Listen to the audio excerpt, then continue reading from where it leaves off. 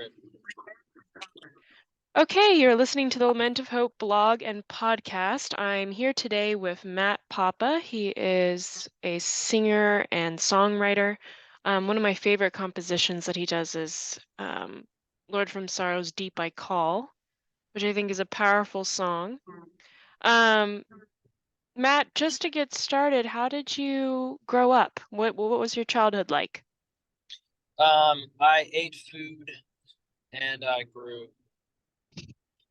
I'm sorry, I'm just being silly. Um, what? What was my childhood like? I would say my childhood was a good childhood. I grew up mainly in the state of Georgia. We moved We moved to Arkansas for a few years. Moved back to Georgia.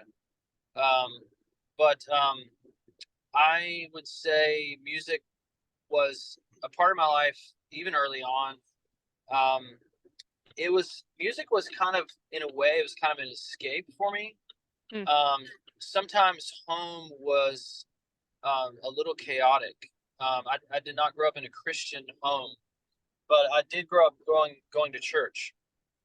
Um, but so music, there we had this kind of old, ugly, upright piano in the living room, and I remember I would like sit down and pluck away and kind of mimic commercials that I heard on the TV, and just I don't know, music was just a always a powerful thing, a way that I could escape, kind of, but obviously in a healthy way. And Yeah, so and then I kind of got into sports, and then when I was 12, I got back into music and playing guitar, and that's what started me playing at church. And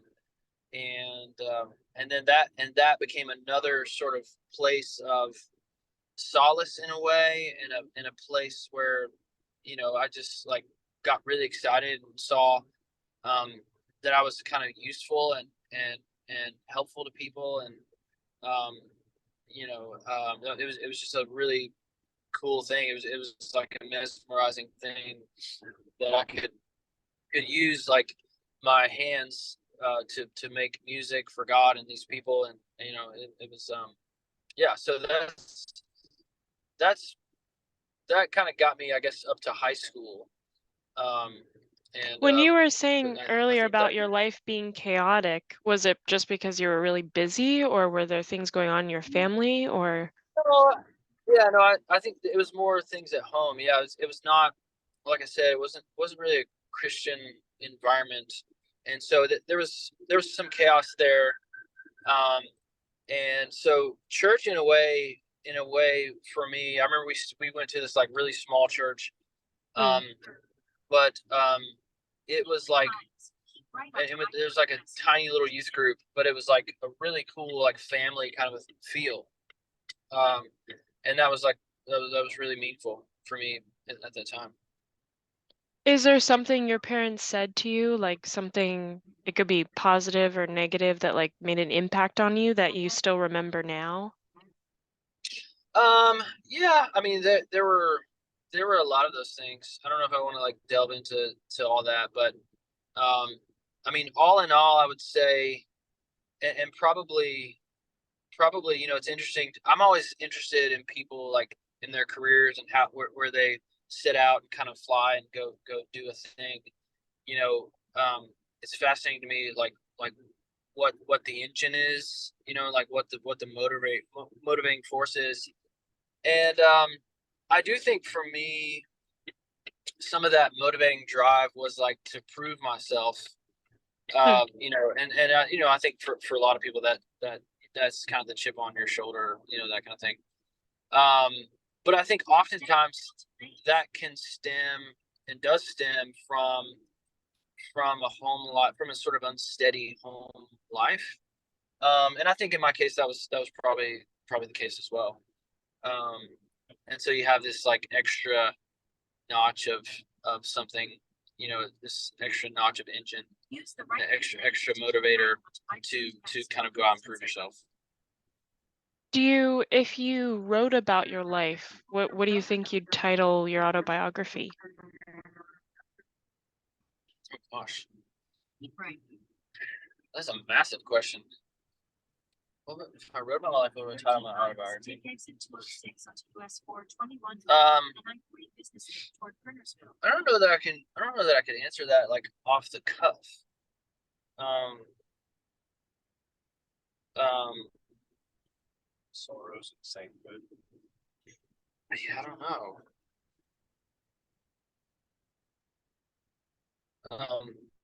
The Your magical red beard. your friend said sorrows and sainthood. Was that his suggestion? Yeah, I think it was. No, Why sorrows and sainthood? I'm interested. Why that title suggestion? Travis, you're not being interviewed. His favorite song that he's written is "Lord from Sorrows to Thee" by Call, and you've already mentioned that. That's my favorite that he's written too, and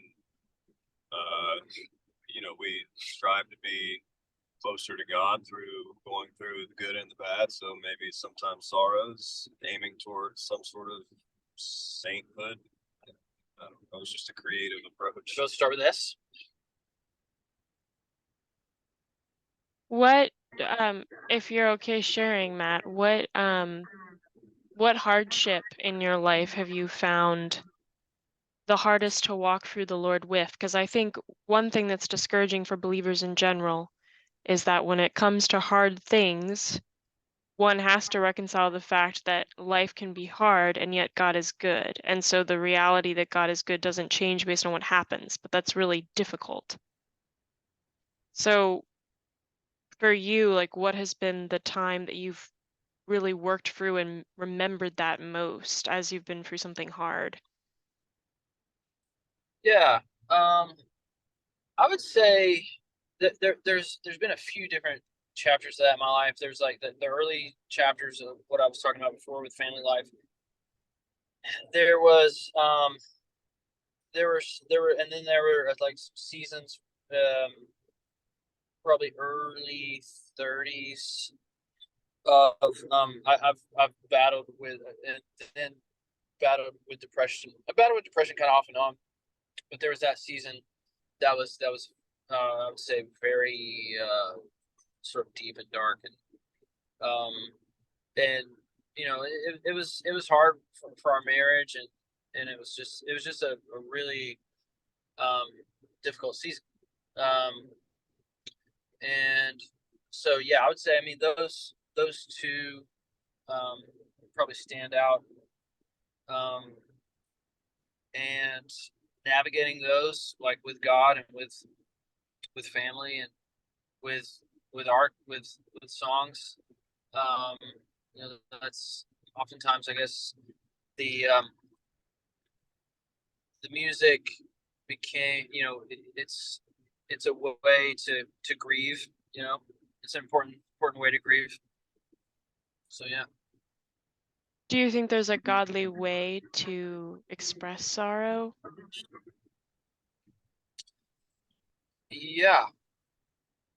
Well, actually I don't know. I think sorrow is is a human thing, and I don't know that there's a godly way to. I think there's a godly way um, to walk after sorrow and to kind of find your way out of sorrow. But I don't know that there's a godly way to just do sorrow. I think sorrow is one of those like just human experiences that pain. Pain is like something everyone relates to, and it just is. You know. How did you walk through the hard things you went through? Like, how did you do that with the Lord? What did that look like kind of on a daily basis? Um, I think it looks like wrestling, probably. A lot of kind of praying, but wrestling. Um, yeah, I think that's probably the best word. What were there times when you really tangibly felt the Lord sustaining you in those times, or was it a majority of feeling like God is silent at this time, and yet I'm continuing to trust what he has said in his word. It's a little both and. Yeah, I think there was seasons of silence. But I think those are like when I look back, I think those are really important seasons where God, at least I guess I don't speak for myself, for my own life. I don't know if this like broad brush strokes on everyone, but for me, a lot of that I feel like was God in a way kind of growing me up and help, saying like this is your life and this is I'm laying it out before you, and what do you want to do, that kind of thing.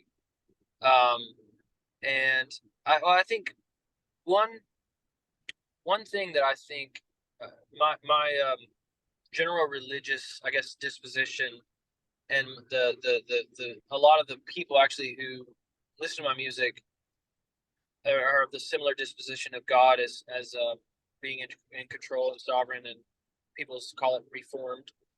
Okay, and which basically just means like God is ultimately in control, and Mm-hmm. and and sort of dictates the the world around you, and even your own path. But I do think that can go sour when you walk through suffering and take on a victim mentality. I think it can get very bad, and you can just say, well, God is just doing this to me, and woe is me, and just God is just, this is just my life. And obviously I think that's like the bad extreme of that ideology and theology, but I do think it goes there sometimes. And even in our worldview, like you look out the world and you say, oh, that's just how the world is. Well, that's half of it, and that's the mystery of it. That's how the world is. But at the same time, like we can get off our butts and like do something. You know what I mean? Yeah. And we can fight, and we can get in the game and pray, and that it's the mystery of it all. But I think some of those seasons for me were God in a way helping me understand the dignity of what it is to be a decisive person, human being who does have, in a way, to a certain measure, to a certain degree, authority over my life and the path and the choices that I make. And God gives us all that, and wherever you may be, like, and so you have the choice, I think, to look at life as as something that happens to you, or something, or like you happen to it. And in a way it's a both and, but I think it's, I think we need to look at our lives as significant, and being able to make an impact wherever we may find ourselves. What attribute of God means the most to you? It's an interesting question. Probably mercy. Why mercy? Because I'm terrible. Mercy in the sense of his grace daily, or is it like a specific thing, or? No, I just think that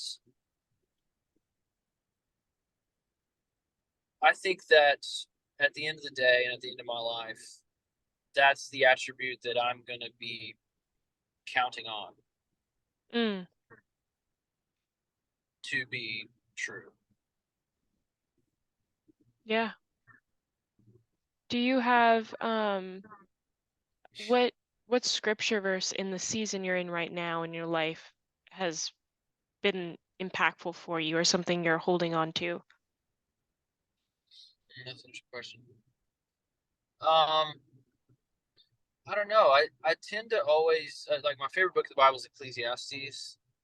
Mm. Um, um, Why? but Some people would say that's a very sad, mournful book. yeah, I think that's why I like it actually. I think it's just real. Hmm. I like Ecclesiastes, Psalms, and Proverbs. I really like all those books. And they're kind of the wisdom books, but um, yeah, I don't know. I've always liked Ecclesiastes. Um, I'm trying to think of right now this very moment. Um, I mean, Psalm 42 is always one I go to. That's the Lord from Sorrows song verse. Um, Psalm 1, just like thinking Hmm. of that tree planted by the water.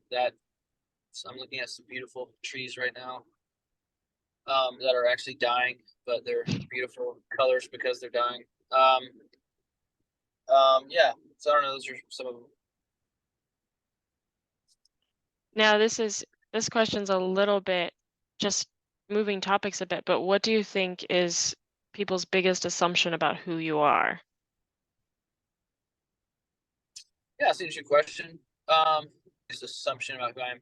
I think often people assume, and actually, early on, I kind of saw myself that I would be like this kind of spiritual hero.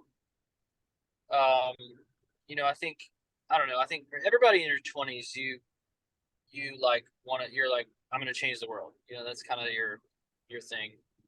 And I think given the path that I have had and where my journey has been, I think that was kind of what I wanted to be and set out to be. And I think the longer you live, you just you see that you are not that, it can't be that. And but I do think that people, because I write these like songs um that are, I mean, they're honest to who I am. They're genuine songs, but I think because they're like very like deeply scriptural and theological and serious, um, that I might be like this kind of spiritual hero, um, and I, I'm not that. Um, I strive to trust God in and through my life, but um, I kind of I laid down that burden Hmm. a while back, and it's actually been amazing to lay down. So,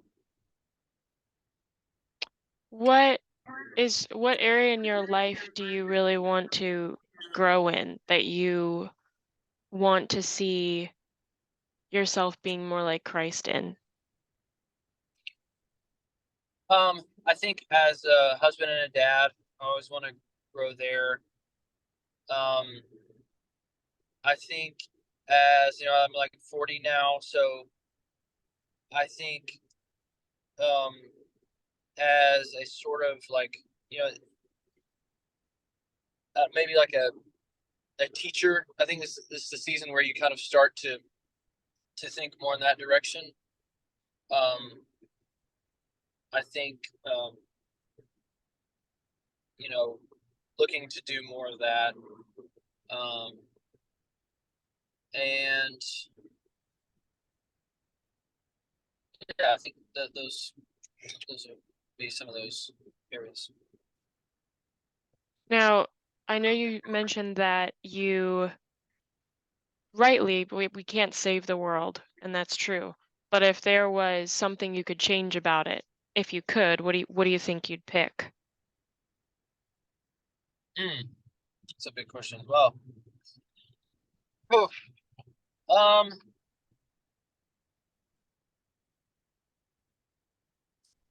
I think that It's a massive question.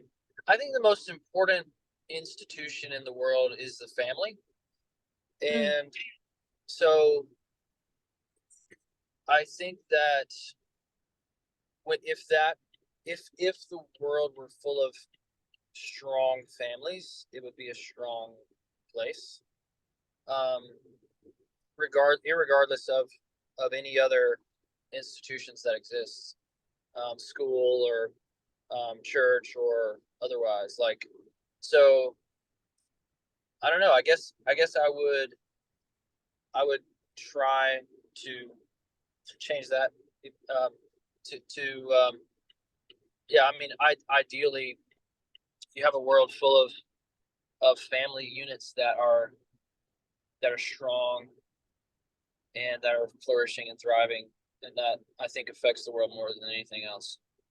What makes a strong family? Makes a strong family. I think, oh gosh, so many things. Um,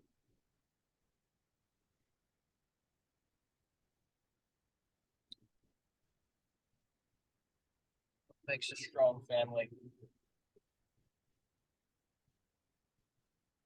I I wish I were better equipped to answer that question. I don't know that I'm equipped to answer that question. I Well, think, and maybe this will help a little bit too, because that may seem a little abstract in the sense of, for you, like, what do you want your family to look like? Because I'm guessing you want your family to be a strong family unit. yeah. Um, I think a family that um I think honesty is probably a critical virtue of a family, Mm. strong family. I think honesty, vulnerability. Um, I think um, having a mission in a way Mm. is an important thing. Um, I think gratitude is an important thing. Like we try to our little tradition as a family. We go around the table each night and we say 5 things that we were thankful for from the day. Mm. Um, and I think that's critical in so many ways. Um, yeah, I don't know. Those are some things that come to mind. And then just the last question for you, as I know your time's wrapping up. How would you encourage someone who, struggles with or is going through a hard time and is struggling with anger toward God as they're grieving through whatever it is they're going through? How would you encourage them to lean into the Lord at the time that they're feeling these, big emotions, which can be overpowering at times? I would say that um, God is not afraid of them. Afraid of those emotions and reactions. Um, you know, he knows us before he knows them before they happen, and he knows us um, through and through, and um, he knows if whether those emotions are all just kind of bottled up or if they're coming out or whatever. And so, I think that's really what prayer should be in a way. Um,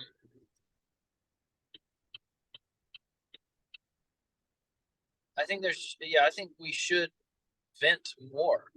I think now we do need to like guide our minds and guide ourselves in prayer and pray like how the Bible taught us to pray and that kind of thing. But um,